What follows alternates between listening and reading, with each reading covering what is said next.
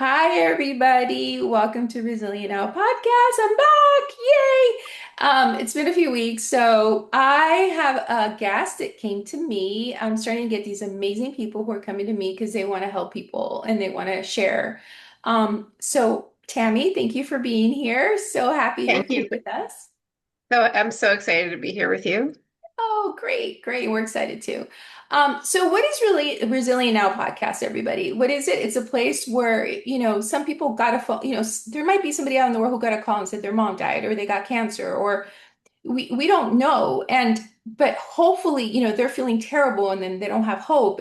But hopefully there's a speaker for that person who's going through something right now. And that person is, that speaker's here and they've gone through it. And it doesn't mean they're not suffering still, but they're on the other side of it, meaning they've already gone through a lot of that. So hopefully you can get a little inspired, have a better day, maybe get some help, whatever it is to make you go forward. So Resilient Now podcast, that's why it was, that's why I found it. It's to help people. We have a website that's free, so all the speakers go on there, but it also has an Apple. I have an Apple show, Resilient Now, and also on YouTube. So you can listen to it in many different ways. Please subscribe. Please tell people about it because the more people know about it, the more people can get help from it. And that's the whole point. So I'm going to welcome Tamie. I'm going to give her the floor, and I can't wait to hear her. Oh, she's got a lot of resilience to share with you all. So thank you. Thank you for being here. Thank you. So the first thing I think you said you Oh, wanted yes, to I do. forgot. That's because I haven't done it. What does resilient now mean to you? I'm sorry. I was just so That's excited okay. to hear you. No, I'm so resilient now, and listening to you talk, it kind of shifted what I was going to say about it. So resilient now really means like right here, right now. I have that mindset of like I have to keep my head, my heart, my feet in the same place, and that's what I learned early recovery. So resilient now to me doesn't mean that I'm not looking way ahead in the future. I'm not thinking what Tamie 6 months from now can do, will be doing. It's and not bouncing back to where I was, right? I'm in the midst of, I'm personally, I'll share a little bit in the midst of some personal struggles right now. And the resilient now to me means I am doing everything I can to reach out, ask for support, and look ahead to not bounce back, but to evolve into something that I don't even know what I'm going to evolve into. And that's, I think, kind of what the exciting part is about resiliency is that we're always evolving, and that's where the hope is. So resilience is hope for me. I love that. Hope, hope. Yes, hope, faith, that's like the opposite of fear. So I love all that. So hope, yes, and having faith and just taking actions. Like, people don't want to go to the gym. A lot of people are like, I don't go to the gym. Okay, that's how you're feeling, but that's your feelings. That's they're not good and they're not bad. It's the actions you take. And tell me how you feel afterwards or whatever. Like that's just a small example. So it's like, okay, have a feeling, but then what's the action you're going to take and then see how you feel. So anyway, I'll stop talking and let you talk. Go. Okay, go.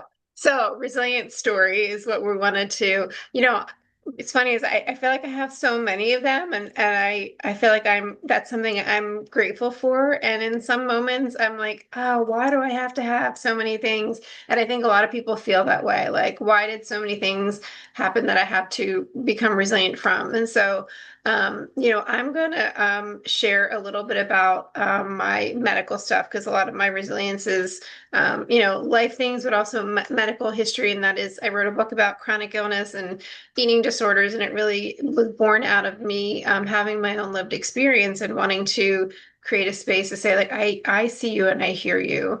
And so, about seven-ish years ago, I had a complex spine fusion. So I grew up with scoliosis. So I was a kid that wore a back brace that became, withdrawn, isolated, depressed because I was wearing this back brace.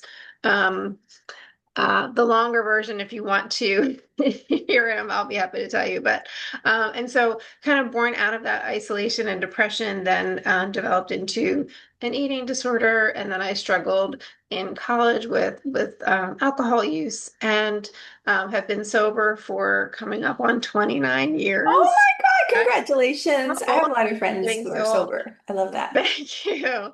Thank you. I feel so old when I say that, and also so grateful, right? Because that means I got to have a whole life long past, my any days that I drank.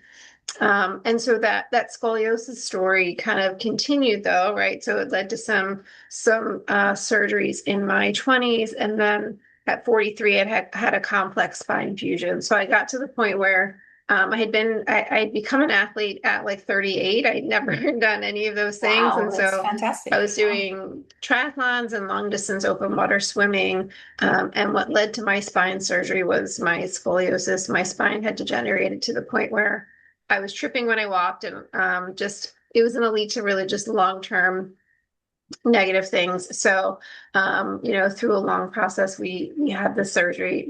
I'm thinking me and my doctor, because when you have a lot of medical stuff, you're a we with your doctor. You're in, close You're a team. relationship. You're a team. We're a Yeah. team. Your team. You have that Yeah. alliance, that team together. And so we had that surgery, and it was a very long recovery. Mhm. And it was harder mentally and emotionally than I anticipated. Right? My doctor says this is going to be a life-altering surgery, and to me, I was like, that sounds really scary. Mhm. It was life-altering in a lot of really great ways. I left it gave me the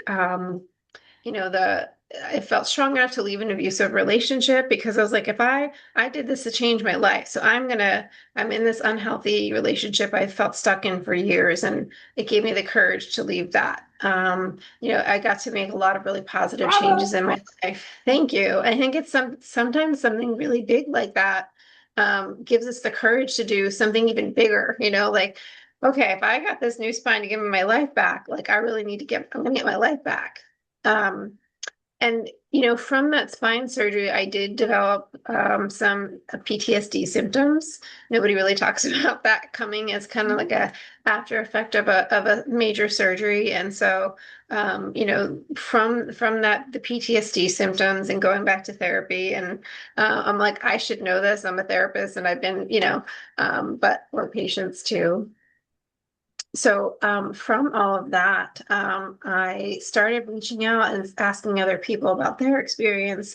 And I did some research, and I created a study based on other people's experiences and Mhm. kind of our collective resilience, because I'm like, there are so many voices that need to be heard. And then, just like you're doing with this, Resilient Now, there was so many people that needed to hear that. And so I was like, I guess I'm the person that needs the person to Mhm. be that person. So I started talking about that, and then that led to me writing this book. It unfortunately has not been the end of my medical challenges. I still have, I'm kind of currently in the midst of, as my friend said in her book, like in the in between. I'm in the middle. I'm kind of Yeah. in this in between space. Which I know will lead to even greater resilience. I have to remind myself of that. So there's no coincidence that I'm sitting here with you tonight, because it's forcing that. So that's like the short version of that part of my story. So tell us the name of the book.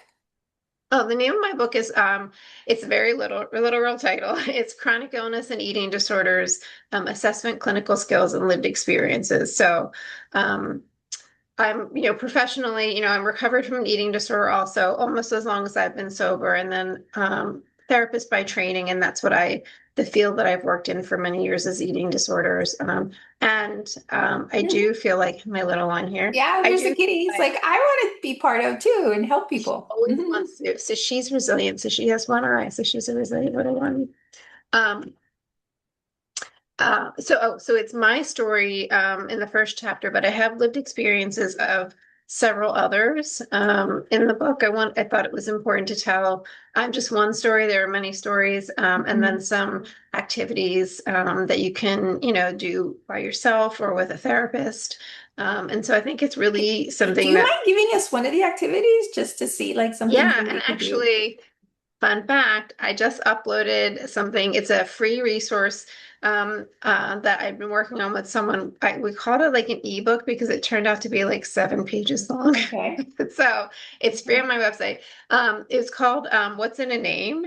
And so a lot of times we have this. anger towards ourselves, like, my body betrayed me. I'm Mhm. angry with my body. And really, like, my body is just doing what it's doing. And so when I was still active, more active, I'll say that after my spine surgery, I did Spartan races. So anyway, the name I put on the back of my race jerseys was titanium because I have titanium in my body. And so Feel like a that was like the superhero. name. Yeah, that There was you the go. name I gave my illness for a long time. We've recently renamed it to Rocky, Rocky because he was a beloved cat whose picture's in my book, but also it's been really rocky. I have a lot of different diagnoses that's been going on for, one after the other this past year. And so in naming your illness is really just, like you and I in relationship as friends, right? We're in relationship with our illness also. A lot of times in a partnership, in a marriage, in a friendship, the illness is the third party, right? So that means that I'm in a relationship with this other part of me. Right. And so then let's take a look at what are some qualities of good relationships, right? There's trust, there's dependability, there's Mhm. being positive and supportive, and then coming up with a name to kind of like name your illness in a positive way, um, so that when you're having a hard day, you're not like, oh, I'm so mad at myself. Like, okay, Rocky's giving me a really hard time today, and kind of developing a sort of, it sounded silly when I first started talking about it, and a lot of people that have done it with either themselves or with their therapist have really gotten the benefit of like, okay, I don't have to say I'm mad at myself. Like maybe I'm frustrated with with Rocky today, right? Like Yeah. my body's giving me a hard time, but I can also then say, and I love you, and I'm going to show you compassion, and this is how I'm going to show you compassion, and really develop it and see it as like a real relationship and not just like this thing I have to deal with that I'm burdened with. I think it's one of the things that can help increase resilience and quality of life if I can, because there's so much power in our words and what we say to Yeah. ourselves. There is. And Yeah. trust me, ask my boyfriend, even today, I was like, oh, I'm so frustrated. But it doesn't mean I'm mad at myself and my body. Like it's just Rocky's doing what he's doing right now, you know. Yeah. Um, So I had a it's quick it, question for you in between that. yeah, So when people are going through something, some sort of illness, if they get mad, like look, everybody's entitled to have feelings, but I think if you keep getting mad, I almost think, and I don't know, I'm not an expert, but it makes it worse. Like it's harder and it takes longer time to heal, and then your other parts of you, because I think it's all connected. I mean, like I yeah, said, I'm not an expert, but I know for me, when I change my mindset, like I'm a big gratitude person. I'm about to ask you about your gratitude. But if you yeah, can change your mindset to something positive, something you're grateful for, something, I love what you said about the illness, giving it a name and saying, hey, you're giving me a hard day today, but not being like, oh my God, this is, there's such a difference of that. So, yeah. and I can feel it when I was pretending to be angry. It was painful, for a second. And then like when you're just like, hey, whatever, just put more light on it or whatever. And again, I don't have a serious illness, so I'm probably not somebody who should talk about this, but that's just what crossed my mind. So what do you think? No, I completely agree. And believe me, by the way, everybody goes through something medical in their life, whether Yeah. it's chronic or not, right? So, yeah, I think the anger can be harmful. So I feel like there's a time limited, like have your moment, your day, your whatever, where you can be mad, you vent to somebody about it, but then also really switching into compassion. Set a And timer for also that and then move on. set a timer. Okay. You can be mad for um like when I was told I couldn't run anymore, right? I Mhm. can't run anymore. I'm a retired runner now. But when I first got the official like spine doctors like, sorry, Yeah. not gonna happen anymore. Like everyone's like, oh, but this is like, listen, I'm gonna be mad today. I just need today to be mad. And then tomorrow I can be like, okay, but these are the things I can still do, or these are the things I can work up to. So not to I like to stay neutral in those times, like we don't have to be overly positive, but like let's not get into the negative either and just Right. keep it neutral, like Right. okay, so I can't do this anymore, I can't do this today, but I can still go for a walk with friends, or I can still get back to hiking, and it doesn't have to be about movement but about anything, but just to keep it neutral, and then lean into the positive. And I know you're going to talk about gratitude, but gratitude is of course a big thing, as far as keeping that positive mindset. No, you're going to talk about gratitude. What's the Okay. most grateful thing you're grateful for? Oh my gosh, so many I'm grateful What's for your so many top one or things. two? My top one or two. Okay, my top one, oh my gosh. My top one right now would probably have to be my boyfriend for being a saint because it's been a really rough few months medically for me, and he's just been amazing. And Oh, that's um, I, great. thank you. And that's not been my experience in past relationships. So and for a lot of people that have a lifetime of chronic illness have had the experience of not having that. And so I want people to know that like that is possible because I didn't believe it Yeah. was. So Yeah. having that really like real support, like solid foundation is just invaluable when you're going through struggle. And then, I'm really grateful also for just like my cats and some of my close friends and with there's an app that I use. Can I mention it? It's not my You can app. I do don't whatever own you it. want. You can say It's whatever you called want. Yeah. it's called Insight Timer. It doesn't sound like a meditation app. I don't know if you've heard of it, but I haven't, but I will.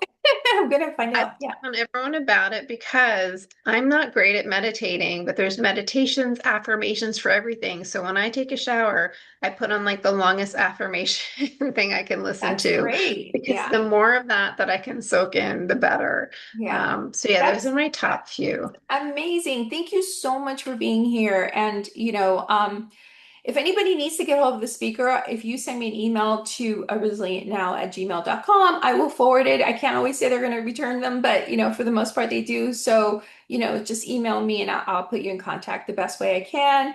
Thank you for coming. Thank you for being here with us. Oh my God, Tammy, you were amazing. And I know this is going to help people because, that's what this is about. So thank you, everybody. Stay resilient now, and I will see you next time. Bye bye, everybody.